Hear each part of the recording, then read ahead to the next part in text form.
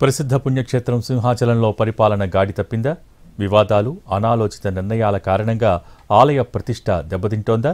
దీనిపై తాజాగా జరుగుతున్న చర్చ ఏంటి?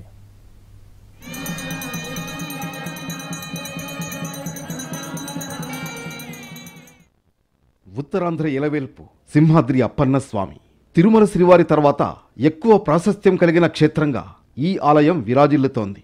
ఇటీవలి కాలంలో సింహగిరికి వచ్చే భక్తుల సంఖ్య అనూహ్యంగా పెరిగింది. వేలాది ఎకరాల భూములతో పాటు ఏటా కోట్లాది రూపాయల ఆదాయం సమకూరుతున్నప్పటికీ ఆలయ నిర్వహణలో యంత్రాంగం అలసత్వం సమస్యలకు కారణమవుతోంది. ఆ దిశగా ఒక్కొక్కటిగా వివాదాలు బహిర్గతం అవుతోండగా పరిష్కారం దిశగా ప్రయత్నం చేయాల్సిన అధికారుల నియామకంలో జాప్యం ఇబ్బందికరంగా మారుతోందనే విమర్శలు ఉన్నాయి.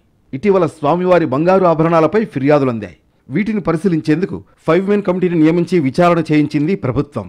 ఇక చందనోత్సవ సమయంలో గోడ కూలిపోయి భక్తులు చనిపోయారు.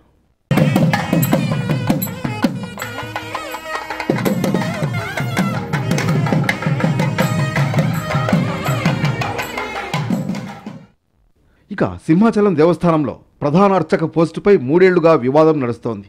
దీనిపై న్యాయస్థానం ఉత్తర్వులు సైతం అమలు చేయడంలో ఆలస్యం చేస్తున్నారన్న ఆరోపణలున్నాయి. 2022లో సీనియారిటీ ఆధారంగా ప్రధాన అర్చకుడు నియామకం కోసం జాబితా రూపొందించారు. ఇప్పటికే ఇన్ఛార్జ్ ప్రధాన అర్చక పోస్టులో కె శ్రీనివాస ప్రసాదాచార్యులు పనిచేస్తున్నారు. ఆయన్ను కాదని ఉప ప్రధాన అర్చకులుగా ఉన్న గొడవర్తి శ్రీనివాసాచార్యులు, ఐవి రమణాచార్యులకు పదోన్నతి కల్పించారు. దీనిపై ఇన్ఛార్జ్ ప్రధాన అర్చకులు హైకోర్టును ఆశ్రయించారు. మొత్తంగా ఆలయంలో జరుగుతున్న పరిణామాలపై స్థానిక ఎమ్మెల్యే గంటా శ్రీనివాస్ ఆగ్రహం వ్యక్తం చేశారు. ఎంతో ప్రతిష్టాత్మకమైన సింహాచలం దేవస్థానంలో తాజా పరిణామాలపై సర్వత్రా విమర్శలు వ్యక్తమవుతున్నాయి.